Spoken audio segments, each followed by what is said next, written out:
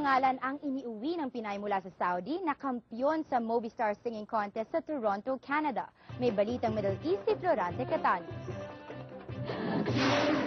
Ito si Jeanette Ricasio, 16 anyos at dating miyembro ng Filipino Pop Music Club ng Alcobar bago nag-migrate ang kanyang pamilya sa Canada noong 1 taon. Natuwa ang Filipino community dito sa Eastern Saudi, lalo na ang Philpop Club, sa kanyang pagkapanalo bilang kauna-unahang Movistar Grand Champion sa Toronto, Canada.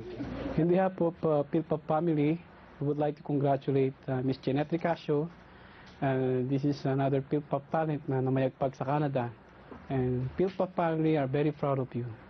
Right from the very start, nakita ko na talaga ng potential siya, si Jeanette.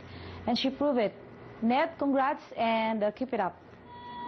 Hanga sila kay Ricasio dahil tinalo nito ang siyam na katunggali at pinatunayan niya na pang world class ang produkto ng Philpop.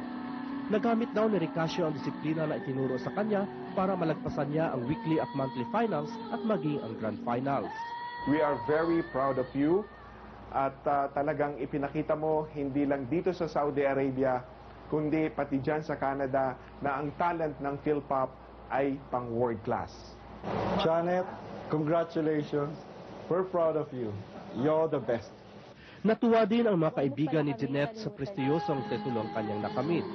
We're so proud of you and we're always here to support you.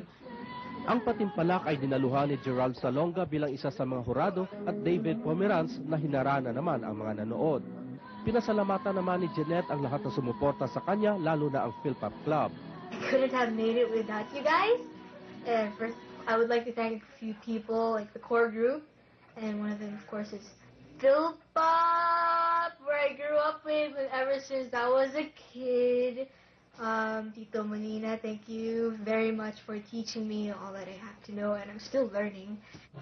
Tulad ni Jeanette, nanalo rin si Kimberly Molina na isa ring Philpop talent at naging unang Grand Medalist Champion ng TFC Popstar noong 2006.